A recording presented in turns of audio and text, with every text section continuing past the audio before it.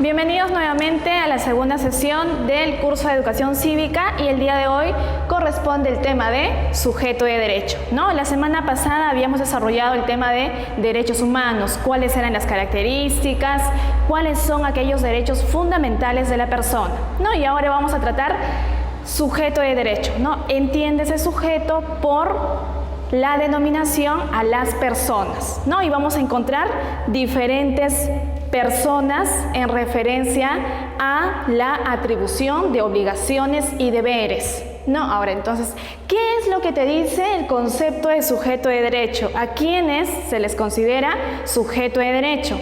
Tenemos por aquí que son aquellos con centro de imputación de derechos y deberes, ¿no? Y seguramente has escuchado que así como tienes derechos, también tienes deberes que cumplir.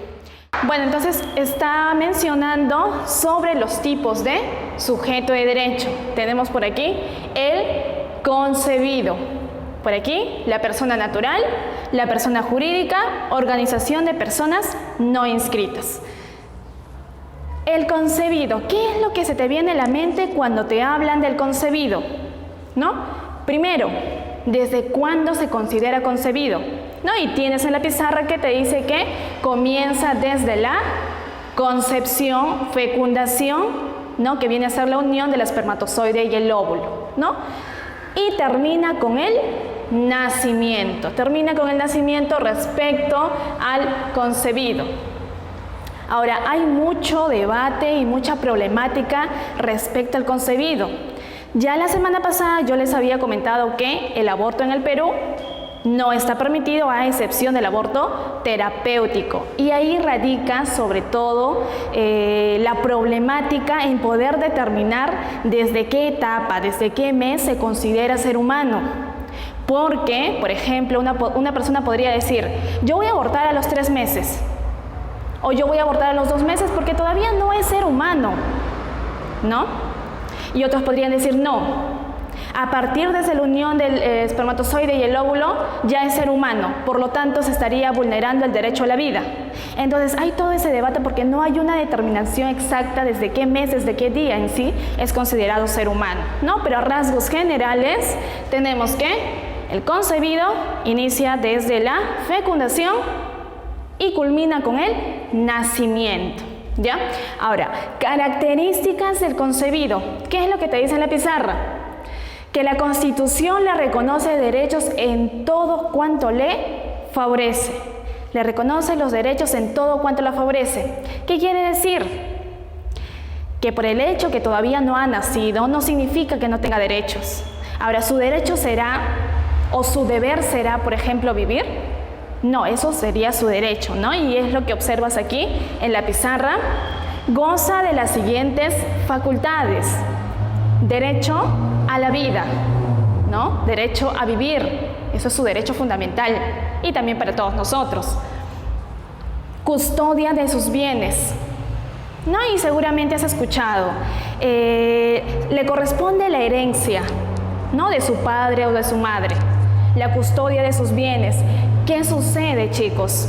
Que, por ejemplo, cuando una determinada persona desea otorgarle herencia a sus hijos y, por ejemplo, ya está en estado vegetativo, ¿no? Y le realizan ahí un testamento, para que pueda otorgar la herencia a sus hijos, ¿no? Pero tienen que tener en consideración que le corresponde todos los derechos patrimoniales siempre y cuando nazca vivo, porque si no nace vivo no tendría sentido que pueda acceder a esa herencia, ¿no? Porque de repente en el testamento puede decir, se le va a conceder la administración de tal empresa, ¿no? A la persona que va a nacer. La administración que corresponde como dueño, ¿no? Como herencia por parte de su padre. Pero ¿qué sucede? Es que si no nace vivo, no tendría sentido que pueda acceder a ese derecho patrimonial, ¿no? Por eso te dice que uno de sus derechos es la custodia de sus bienes. Custodia de sus bienes, ¿no? Y por aquí te dice poder ejercitarse la declaración de filiación extramatrimonial. Y eso es una situación muy común en la que se encuentran en conflicto, por ejemplo, para el reconocimiento de los hijos, ¿no? Ten en consideración y ten en cuenta también que hay hijos matrimoniales, hijos extramatrimoniales y en algunos casos hijos que no tienen un origen en sí, y si tuvieran un origen es desconocido, ¿no? Que ya los voy a ir comentando en el transcurso de la clase, ¿no? Entonces te dice que se puede ejercitar la declaración de la filiación extramatrimonial, ¿no? Entonces se puede recurrir a realizar una declaración siempre y cuando de repente alguna persona no realiza el reconocimiento de esa persona, de la persona que va a nacer, del menor que va a nacer, ¿no? Ya. Ahora, tenemos por aquí la persona natural, Y es muy común escuchar entre persona natural y persona jurídica, y es necesario que ustedes puedan diferenciar. ¿Desde cuándo inicia la persona natural? Inicia desde el nacimiento, y termina con la muerte. Ahora, cuando una persona nace, se tiene que realizar el registro correspondiente, porque de lo contrario, para el Estado no existe. Entonces, es necesario que se realice un registro. ¿En dónde se realiza ese registro? En la RENIEC. Ya sabes qué significa RENIEC, ¿no? Registro de Identidad y Estado Civil. ¿Cuáles son esos estados civiles? Soltero, casado, viudo, divorciado. ¿No? Si de repente alguien podría decir, no, pero yo tengo una pareja. No, pero en tu DNI dice que eres soltero. Es referente a tu estado civil legalmente. No hace referencia si estás o no estás con una persona, ¿no? Entonces te dice que termina con la muerte, ¿ya? Ahora, cuando tú naces, se inscribe en la RENIEC los nacimientos, los matrimonios. La muerte también se registra, claro que sí, por medio de un acta de defunción. ¿Es necesario poder realizar ese reconocimiento, esa inscripción? Claro que sí. ¿Qué sucedería si, por ejemplo, una determinada persona nace, pero no se ha realizado el registro correspondiente? Para el Estado no existes, y si para el Estado no existes, no vas a poder ser beneficiario de todos los programas e instituciones que puede ser para las demás, a nivel general, ¿no? ¿Es necesario que se inscriba la muerte? Claro que sí. No sé si ustedes hayan escuchado de repente cuando estuvimos en votaciones, ¿no? Que ahí aparecía, ahí en la puerta, aparecía una lista en la que habían personas que se encontraban en la cárcel y a pesar de ello, inclusive eran miembros de mesa. Entonces, ¿qué ha pasado ahí? Que no se ha realizado una correcta actualización, ¿no? Recuerda que la RENIEC con la OMPE se encuentran trabajando arduamente durante las votaciones para que se puedan realizar las actualizaciones y de acuerdo a ello la OMPE puede remitir quiénes son esas personas que van a votar, ¿no? Entonces, ¿qué pasaría si, por ejemplo, una persona que ya ha fallecido aparezca ahí en la lista de votación, ¿no? Y que se indique el número de votación tal en la mesa tal? Obviamente para ti va a ser una sorpresa y por eso que es necesario que se inscriba la muerte. Ahora, en muchas de las de los lugares donde se realiza la compra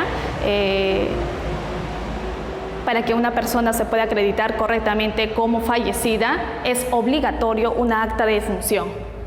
¿Ya? Es obligatorio una acta de defunción. Ahora por aquí tenemos, también finaliza con la declaración de muerte presunta.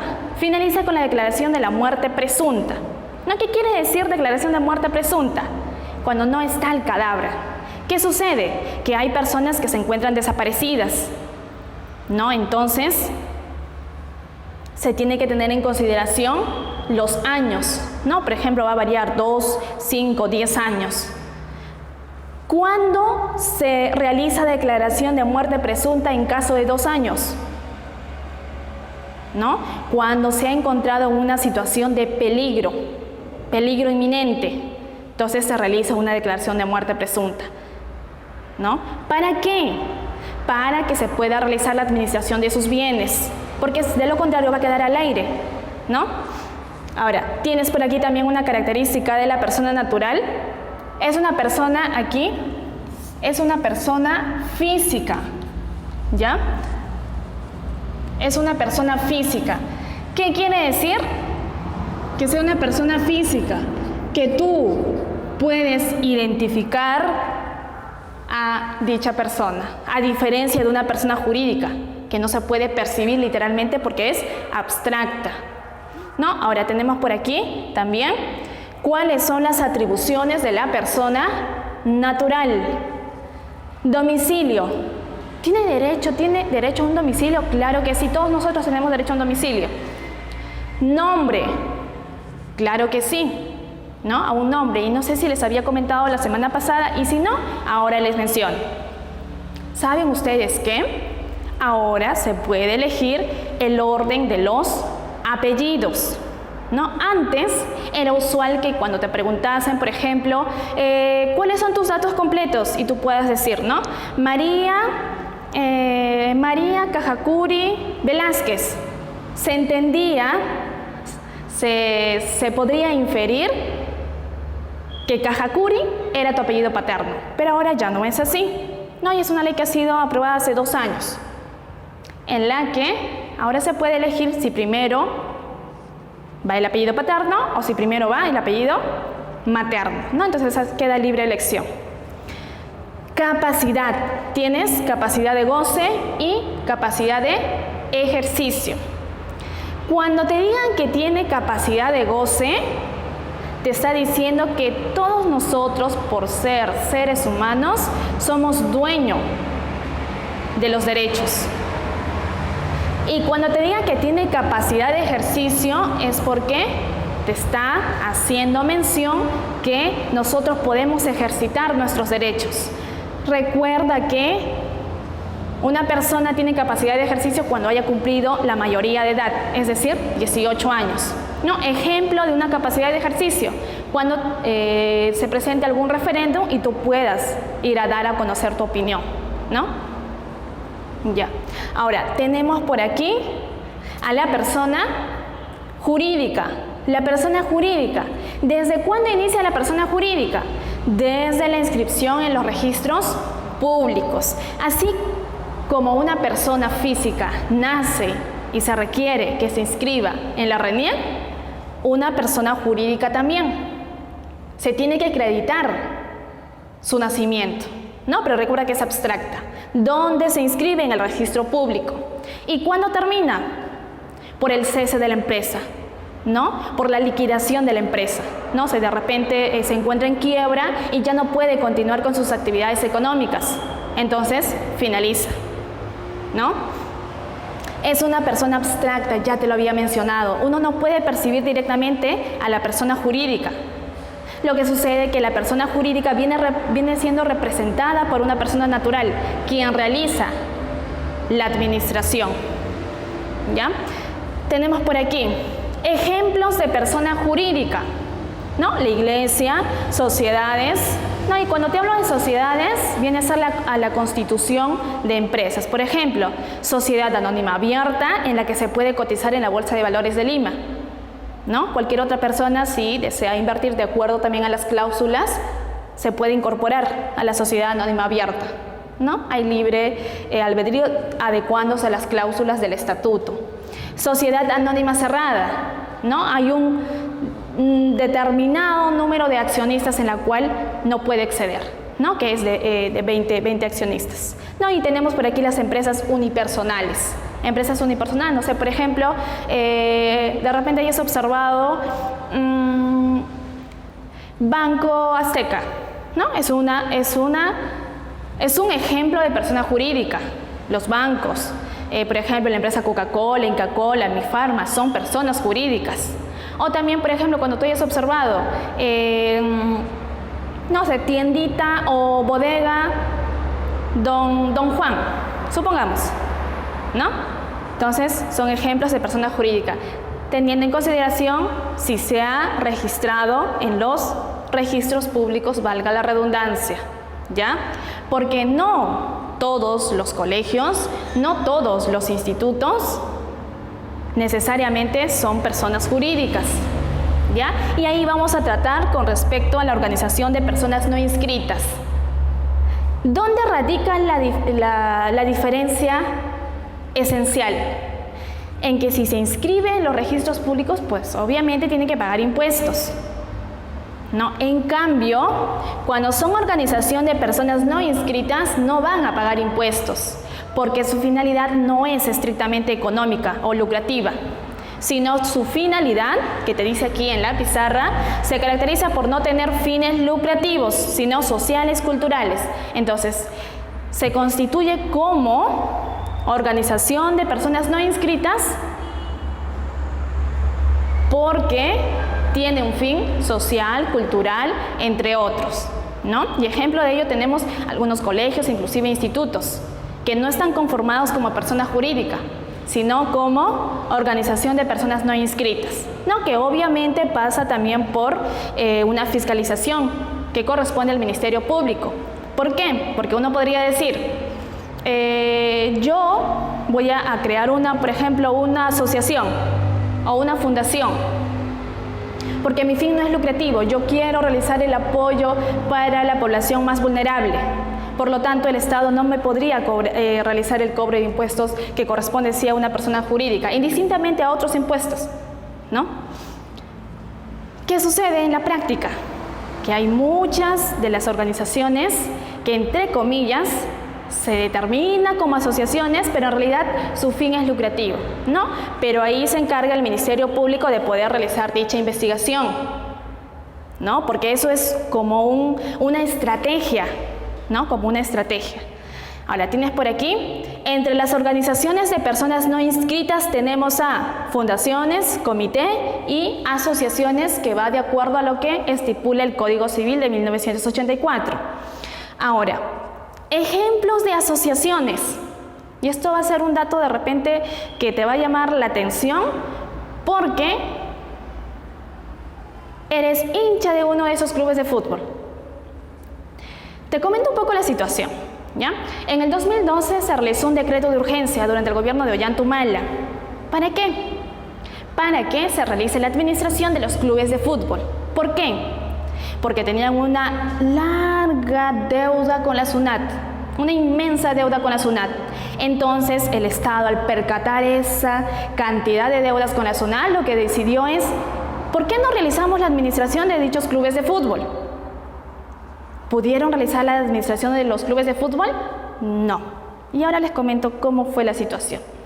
Entre esos clubes de fútbol encontramos a la U, a la Alianza, al Melgar, Cienciano también. Y lo que se quería es que un determinado empresario pueda, por ejemplo, terminar de pagar las deudas que corresponde a dichos clubes y pueda acceder a la administración, ¿no? Pero empresarios árabes, entre otros, no querían realizar todo el pago de los impuestos, ¿no? Entonces le comentaron al Estado, podemos cubrir con el 70%, ¿no? Para ver cómo está la situación y poder aceptar el trato. No, pero como entonces el Estado no aceptó, porque quería que se pague así al 100% y al cash, entonces no se logró que se pueda realizar la administración directamente. Ten en cuenta que muchos de los clubes europeos, chicos, muchos de los clubes europeos son sociedades, ya sea sociedad anónima abierta, sociedad anónima cerrada, hay diferentes tipos de sociedades, ¿no? Y por eso es que pagan millonarios montos a los jugadores. Porque si es, por ejemplo, o está conformado como una sociedad anónima abierta, va a haber muchas personas detrás de la administración. Es decir, que se va a estar cotizando en la bolsa de valores. Y si tiene más ingresos, pues obviamente los accionistas van a seguir invirtiendo, ¿no? Entonces, eso es un ejemplo respecto a las asociaciones. Ahora, fundaciones o comité. No sé, por ejemplo, cuando hayas escuchado Fundación Las Margaritas, ¿no? Supongamos como ejemplo, ¿ya? ¿En qué rubro o a qué se va a dedicar? Apoyo social, ¿no? Apoyo social. Las ONG es un ejemplo de organización de personas no inscritas, ¿no? Porque su fin no es estrictamente lucrativo, sino social, brindar apoyo a la sociedad, ¿no? Sobre todo a las personas más vulnerables, ¿ya?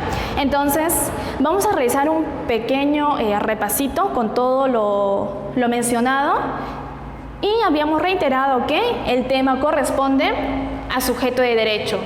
¿Quién es el sujeto de derecho? Son aquellos con centro de imputación de derechos y deberes. Tiene derechos y deberes, ¿ah? Ahora, te pregunto, ¿el concebido tendrá deberes? Recuerda que el concebido es la persona por nacer, porque todavía no ha nacido. Es la persona por nacer. ¿El concebido tendrá deberes? No, y uno puede decir, pero ¿cómo puede tener deberes si todavía no ha nacido, ni siquiera tiene 18 años? Sí tiene deberes, chicos. Pero lo realiza por medio de la madre, ¿ya? Lo realiza por medio de la madre, como su representante, ¿ya? Entonces también te había mencionado que el concebido inicia desde la concepción, fecundación, unión del óvulo con el espermatozoide, ¿no? ¿Y cuándo finaliza? Con el nacimiento, porque a partir del nacimiento ya se considera una persona natural. Todos nosotros somos personas naturales. ¿Una persona natural puede ser también persona jurídica? Claro que sí. ¿Ya? Claro que sí.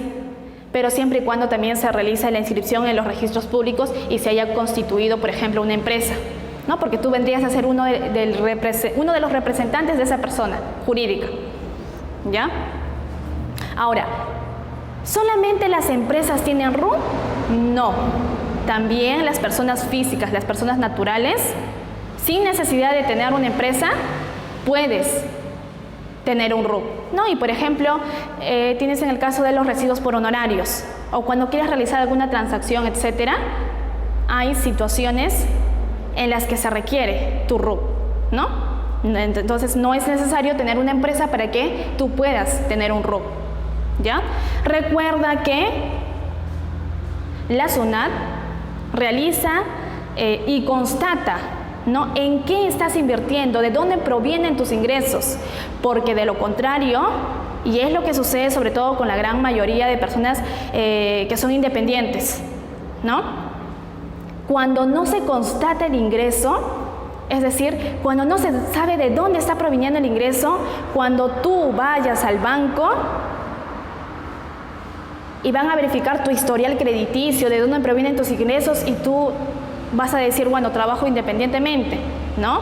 Pero es mejor, tanto para diferentes instituciones y tanto también para el Estado, que se pueda verificar cuál es el origen de tus ingresos, ¿no? Y es lo que ha sucedido también con muchos de los políticos, en la que si no se constata, por ejemplo, cuánto está ganando, cuánto recibe, porque si por ejemplo estás en planilla, se registra, ¿no? Entonces ahí no hay ningún inconveniente. Y si por ejemplo eres un trabajador independiente, se recomienda que se realicen los recibos por honorarios, ¿no? Y sí, bien es cierto, por la misma situación que a veces no se puede llegar a formalizar, ¿no? Entonces se incita a ese tipo de situaciones, y es lo que ha sucedido con muchos políticos, en las que se verifica tus ingresos a cuánto corresponden, ¿no? Entonces no han podido dar respuesta, y lo que mencionan es que no, en realidad ese patrimonio le corresponde a mi esposo, ese patrimonio le corresponde a mi hija, o a su cuñado, o a su tía.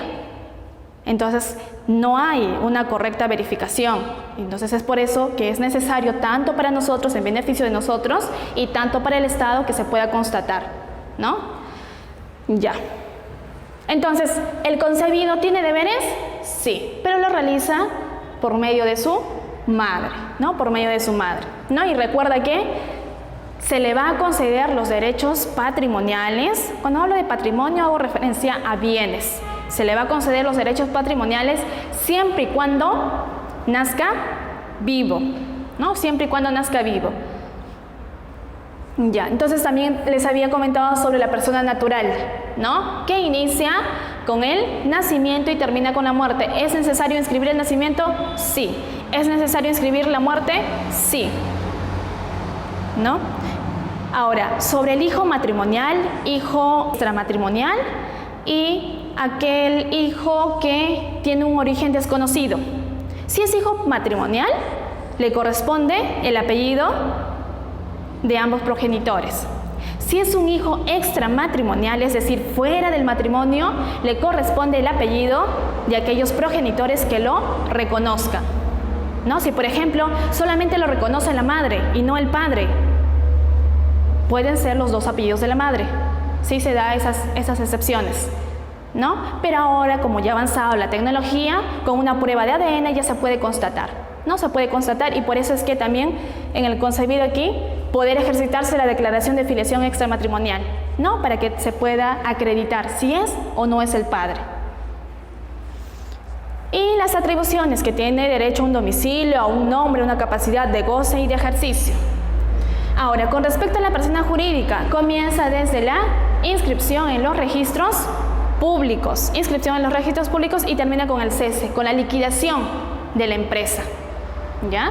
Solamente como comentario, cuando una empresa se declara en quiebre, chicos, ya no cumple con las demás obligaciones, y eso es lo que también va de acuerdo a lo que muchas de las normas lo pueden avalar. ¿Por qué ya no tendría que pagar con sus obligaciones? Porque por medio de un registro, ¿no?, constata que está en liquidación, es decir, en quiebre, ya no sabe de dónde más pagar. Entonces, de cierta forma se le exonera, ¿no? Pero tiene que ser corroborado que está en quiebre, porque una empresa podría decir, me declaro en quiebre, pero en realidad quiere declararse en quiebre no porque en realidad se encuentre, sino porque quiere evadir las demás obligaciones o los demás pagos que tiene con el Estado. Entonces hay que tener bastante cuidado también cuando una empresa se pueda declarar en quiebre, ¿ya? Bueno, es una persona abstracta. Ejemplos de persona jurídica tenemos a las iglesias, empresas que ustedes pueden identificar, percibir en la publicidad, ¿no? Que si bien es cierto también hay publicidad engañosa, pero ustedes pueden identificar diferentes tipos de rubros, ¿no? Ya, ahora tenemos por aquí a la organización de personas no inscritas, ¿no? Y recuerda que cuando te hablan de organización de personas no inscritas, quiere decir que no va a realizar el pago de impuestos, porque su fin es no lucrativo, ¿no? Tiene un fin social, cultural. Entonces, este tipo de organización lo reconoce el Código Civil. ¿Tú podrías conformar un comité o una asociación? Sí, pero siempre y cuando no sea lucrativa, ¿no? Bueno, tenemos por aquí que las organizaciones de personas no inscritas tenemos a las fundaciones, comités, asociaciones. La ONG es un ejemplo de organización de personas no inscritas, porque no tiene un fin lucrativo, sobre todo es apoyo social, ¿no? Entonces, chicos, hasta aquí ya estaríamos finalizando. Espero que haya sido de su agrado y nos vemos en la siguiente clase que va a corresponder a los sistemas de protección internacional, ¿no? Sistemas de protección a nivel internacional, ¿no? Diferentes instituciones, por ejemplo, ¿no? Corte de la Haya, Comisión Interamericana de Derechos Humanos, en la que tú puedes acceder cuando en tu país no se han respetado tus derechos fundamentales. Puedes recurrir a una instancia internacional y eso lo vamos a ver la semana que viene, ¿no? En nuestra sesión número 3. Bueno, entonces ahora sí estaríamos finalizando la clase correspondiente a sujeto de derecho. Cuídense mucho y ya saben que tienen que acatar lo que el Poder Ejecutivo viene realizando, ¿no? Entonces cuídense mucho y saludos.